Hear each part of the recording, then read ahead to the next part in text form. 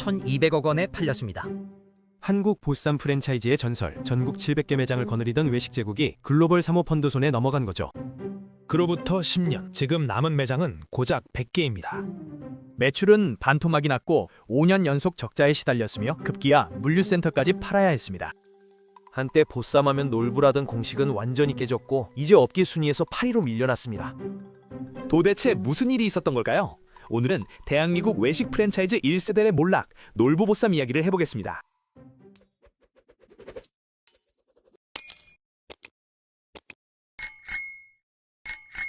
(1987년) 서울 이태원 작은 보쌈집 하나가 문을 열었는데요. 이게 바로 놀부의 시작이었습니다. 당시만 해도 보쌈은 집에서 어머니가 직접 삶아주는 음식이라는 인식이 강했거든요. 그런데 놀부는 이걸 외식 메뉴로 끌어올린 겁니다. 두툼하게 썬 수육에 아삭한 김치, 쌈채소와 반찬이 한 상 가득 나오는 구성은 그 자체로 하나의 문화가 됐죠. 1990년대 들어서면서 본격적인 프랜차이즈 사업을 시작했고, 놀부라는 쉬운 이름과 한글 간판은 전국 어디서든 눈에 들어왔습니다. 2000년대는 놀부의 전성기였습니다. 보쌈에서 시작한 브랜드가 족발로 확장하고 부대찌개와 김치찌개까지 영역을 넓혔는데요. 멀티브랜드 외식 기업으로 변신하면서 매장 수는 폭발적으로 늘어났습니다. 2012년 외식 전문지 조사 결과를 보면 당시 상황이 어땠는지 확실히 알 수 있는데요. 보쌈과 족발 프랜차이즈 점포수 1위가 바로 놀부보쌈이었고 295개 매장을 보유하고 있었습니다. 2위였던 원할머니 보쌈이 288개였으니까 압도적인 차이는 아니었지만 매출에서는 확실한 격차가 있었거든요. 놀부보쌈의 총 매출액은 112억 원을 넘겼고 원할머니 보쌈은 645억 원 수준이었습니다. 거의 2배 가까운 차이였던 거죠. 가맹점 하나당 연평균 매출도 6억 8천만 원을 기록하면서 업계 상위권에 자리 잡았고 투자자들 사이에서는 보쌈 프랜차이즈의 성공 모델이라는 평가가 나왔습니다. 전국 어디를 가도 놀부 간판이 보였고 명절이면 보쌈 배달 주문이 폭주하던 시절이었습니다. 그런데 바로 이 시점에서 중요한 결정이 내려집니다. 2011년 창업자 김순진 회장이 놀부를 매각하기로 한 거죠. 인수자는 모건 스탠리 파이빗 에쿼티 글로벌 사모펀드였습니다. 매각 금액은 약 1,200억 원이었는데요. 당시 놀부는 매장 수 700개에 매출 1,100억 원대를 기록하고 있었고 영업이익도 안정적으로 나오고 있었거든요. 업계에서는 1세대 프랜차이즈의 성공적인 엑시트라며 주목했습니다. 창업자 입장에서 보면 이건 대단한 성과였습니다. 이태원 작은 보쌈집에서 시작해서 24년 만에 1,200억 원짜리 기업을 만들어낸 거니까요. 하지만 인수 이후 놀부에 무슨 일이 벌어졌는지를 보면 이 매각이 브랜드에게는 전환점이 아니라 하락의 시작점이었다는 걸 알 수 있습니다. 사모펀드가 인수한 기업들은 대체로 비슷한 패턴을 따르는데요. 단기간에 기업 가치를 끌어올려서 다시 매각하는 게 목표이다 보니 공격적인 전략을 쓰는 경우가 많습니다. 놀부도 마찬가지였는데요.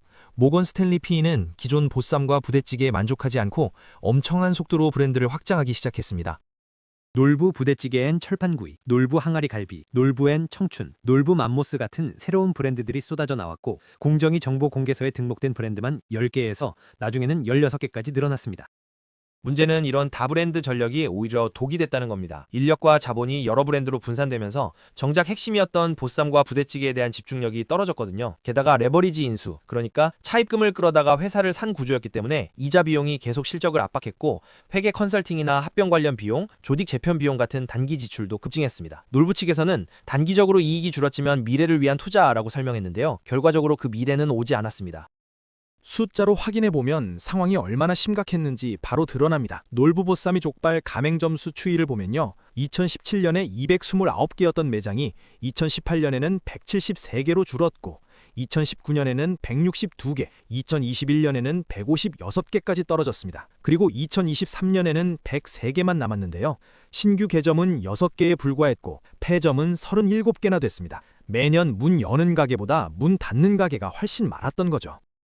2025년 기준 족발과 보쌈 프랜차이즈 순위를 보면 놀부 보쌈 족발은 8위입니다. 1위는 족발 야시장으로 231개 매장을 보유하고 있고 그 아래로 완미족발, 구구족, 도야족발 보쌈 같은 브랜드들이 자리하고 있거든요. 한때 295개 매장으로 업계 1위를 달리던 브랜드가 10년 만에 100개로 쪼그라들면서 8위까지 밀려난 겁니다.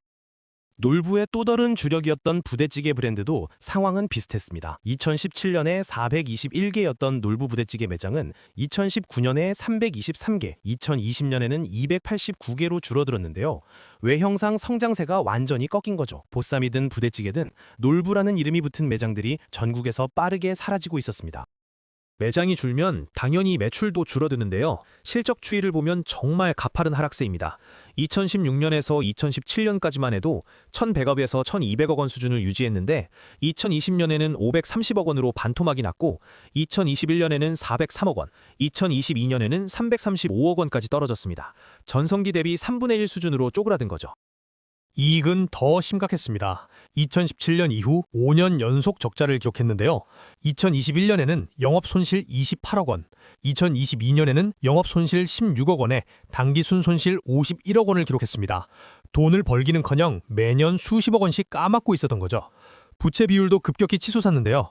인수 초기인 2011년에서 2016년까지는 80% 초반대로 비교적 안정적이었는데 2018년에는 129%까지 올랐고 2019년에는 150%를 넘어섰습니다. 2012년부터 쌓이기 시작한 누적 결손금은 2019년에 530억 원까지 불어났고요. 결국 2022년에는 자본 잠식 상태에 빠지게 됩니다. 자본 잠식이란 건 쉽게 말해서 회사가 가진 돈보다 빚이 더 많아진 상태인데요. 이 지경이 되자 놀부는 핵심 자산까지 처분해야 하는 상황에 몰렸습니다. 경기도 이천에 있던 물류센터, 충북 음성공장, 강원도 홍천 수련원 같은 자산들을 담보로 잡거나 매각하는 작업이 진행됐거든요. 한때 전국 700개 매장에 1,100억 원 매출을 자랑하던 외식 제국이 물류센터까지 팔면서 버티는 신세가 된 겁니다. 언론에서는 이를 두고 몰락한 전통 브랜드의 상징이라고 표현했습니다. 그렇다면 왜 이렇게까지 무너진 걸까요? 단순히 맛이 없어서 혹은 경쟁이 심해져서라고만 설명하기에는 부족합니다. 놀부보쌈의 몰락에는 여러 가지 요인이 복합적으로 얽혀 있는데요. 하나씩 살펴보겠습니다. 가장 먼저 짚어야 할 건 사모펀드식 인수의 부작용입니다. 모건 스탠리 PE가 1,200억 원의 놀부를 인수할 때 상당 부분을 차입금으로 충당했는데요. 이런 레버리지 인수 방식은 기업에 엄청난 재무 부담을 안겨줍니다. 인수 이후에는 영업권 상각 비용, 이자 비용, 사업 재편 비용 같은 게 계속 실적을 깎아먹었거든요. 여기에 사업 다각화라는 이름으로 수십 개 브랜드를 동시에 운영하면서 초기 투자 비용은 커졌는데 수익이 나지 않는 브랜드도 유지해야 하는 부담까지 생겼습니다. 투자업계에서는 놀부의 기업 가치가 추락한 주된 이유는 모건 스탠리 PE의 실패한 사업 다각화 전략이라고 평가합니다. 보쌈과 부대찌개라는 핵심 브랜드에 집중하기보다 여러 카테고리에 무리하게 진출하면서 자본과 조직이 분산됐다는 거죠. 보쌈하면 놀부라는 강력한 포지션을 갖고 있었는데 정작 그 본질을 지키는 데는 소홀했던 겁니다. 외식 트렌드의 급격한 변화도 놀부에게는 치명적이었습니다. 2000년대에서 2010년대 초반까지만 해도 보쌈과 족발은 가족 외식이나 야식의 대표 메뉴였거든요. 명절에 온 가족이 둘러앉아 보쌈을 먹는 게 자연스러운 풍경이었고 밤늦게 족발 한 접시에 소주 한잔 하는 게 직장인들의 일상이었습니다. 그런데 배달앱이 등장하면서 상황이 완전히 달라졌습니다. 치킨, 피자, 중식, 양식, 분식까지 손가락 하나로 주문할 수 있는 선택지가 폭발적으로 늘어났거든요. 1인 가구와 소형 가구가 증가하면서 큰 접시에 담긴 보쌈 한 상보다는 1인분이나 2인분 소포장 메뉴를 선호하는 경향도 강해졌습니다. 치즈를 듬뿍 올린 메뉴, 마라맛 열풍, 수제버거, 샐러드, 포케 같은 새로운 카테고리들이 인기를 끌면서 전통적인 보쌈과 족발의 입지는 점점 좁아졌습니다. 새로운 브랜드들은 세련된 인테리어와 다양한 사이드 메뉴, SNS에 올리기 좋은 비주얼을 앞세워 빠르게 성장했는데요. 그 사이 놀부보쌈은 예전 그대로의 이미지를 유지하고 있었습니다. 외식 전문가들은 놀부와 원할머니 같은 1세대 브랜드가 트렌드 변화에 뒤처졌고 메뉴와 공간, 마케팅이 젊은 세대에게 매력적으로 다가서지 못했다고 지적합니다. 가맹점 수익성 악화도 중요한 문제였습니다. 2023년 기준 놀부보쌈 족발 가맹점의 한 달 평균 매출은 약 9,580만 원 수준으로 추정되는데요. 연매출로 환산하면 1억 1,500만 원 정도입니다. 전성기 때 가맹점 평균 매출이 6억에서 7억 원대였던 걸 생각하면 엄청나게 줄어든 거죠. 원재료비와 인건비, 임대료는 계속 오르는데 매출은 줄어드니까 점주들 입장에서는 체감 수익성이 크게 떨어질 수밖에 없었습니다. 여기에 배달앱 수수료 부담까지 더해지면서 이 정도 매출로는 남는 게 없다는 목소리가 현장에서 나왔거든요. 2023년 한 해 동안 신규 개점은 6개에 불과했는데 폐점은 37개나 됐다는 사실이 가맹점주들의 선택을 보여줍니다. 가맹본부 입장에서는 브랜드 재편과 수익성 중심 전략으로 비효율 매장을 정리한 것이라고 설명하지만 실제 현장에서는 점포당 매출 감소, 본사 지원 부족, 브랜드 파워 약화를 이유로 계약을 종료하거나 폐업을 선택하는 점주가 늘어났습니다. 가맹점이 줄면 본사 매출도 줄고, 본사 매출이 줄면 투자 여력이 없어지고, 투자가 없으면 브랜드 경쟁력이 더 떨어지는 악순환이 반복된 겁니다. 보쌈과 족발 시장 자체의 경쟁 심화도 놀부를 압박했습니다. 과거에는 보쌈 어디서 먹을까 하면 놀부 아니면 원할머니 둘 중 하나를 고르는 게 자연스러웠거든요.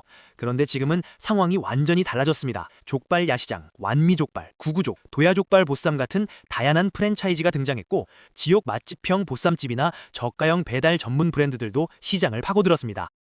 특히 족발 야시장은 231개 매장으로 보쌈과 족발 프랜차이즈 1위를 차지하고 있는데요. 놀부 보쌈 족발보다 2배 이상 많은 매장을 운영하고 있습니다. 한때 업계를 지배하던 놀부라는 이름이 이제는 여러 경쟁자 중 하나로 밀려난 거죠. 어떤 언론은 이를 보쌈 라이벌의 역전 드라마라고 표현하기도 했습니다. 이렇게 사면 초과에 몰린 놀부는 2017년 이후 강도 높은 구조조정에 들어갔습니다. 앞서 말씀드린 것처럼 물류센터와 공장, 수련원 같은 비핵심 자산을 매각했고 수익성이 낮은 브랜드는 정리하면서 놀부 부대찌개, 놀부 보쌈족발, 놀부 김치찜 같은 핵심 브랜드에 집중하면 전략으로 선회했습니다. 2022년 8월에는 200억 원 규모의 외부 투자를 유치했다고 발표하면서 메뉴와 서비스 개발, 배달 전문점 확대, 디지털 전환 등에 투자하겠다고 밝혔는데요. 회사 측에서는 부채 비율은 현재 안정적인 수준이며 차입금 자체는 줄고 있다고 주장했습니다. 외형 성장보다 수익성 개선에 집중하고 언택트 외식 트렌드에 맞춘 배달 전문 브랜드를 육성하면서 제도약을 노리고 있다는 설명이었죠. 실제로 2023년 실적을 보면 일부 성과가 나타나기는 했습니다. 매출은 674억 원을 기록했고 당기순이익 9억 8천만 원으로 가까스가 흑자 전환에 성공했거든요. 5년 연속 적자의 늪에서 빠져나온 건 긍정적인 신호입니다. 하지만 놀부 보쌈 족발 매장 수는 여전히 100개 안팎에 머물러 있고 직영점은 단 1개뿐입니다. 매년 신규 개점보다 폐점이 많은 추세도 계속되고 있어서 예전의 보쌈 왕국으로 돌아가기는 쉽지 않은 상황이라는 평가가 나옵니다. 전성기 때 700개 매장, 1,100억 원 매출을 자랑하던 브랜드가 100개 매장, 600억 원대 매출로 축소됐으니까요. 놀부 보쌈의 몰락은 단순히 한 브랜드의 흥망성쇠를 넘어서 외식 프랜차이즈 업계 전체에 중요한 교훈을 남깁니다. 사모펀드식 인수는 창업자에게는 성공적인 엑시트가 될 수 있지만 브랜드 입장에서는 양날의 검이 될 수 있다는 걸 보여줬거든요. 1,200억 원이라는 거액의 회사를 팔았지만 그 이후 레버리지 부담과 무리한 사업 다각화가 브랜드의 본질을 훼손했습니다. 핵심 브랜드에 대한 집중력을 잃으면 안 된다는 것도 명확해졌습니다. 보쌈 하면 놀부라는 강력한 포지션은 수십 년에 걸쳐 쌓아올린 자산이었는데 수십 개 브랜드를 동시에 운영하면서 그 집중력이 흐려졌거든요. 보쌈과 부대찌개라는 본질에 충실하면서 트렌드에 맞게 진화했더라면 결과가 달랐을 수도 있습니다.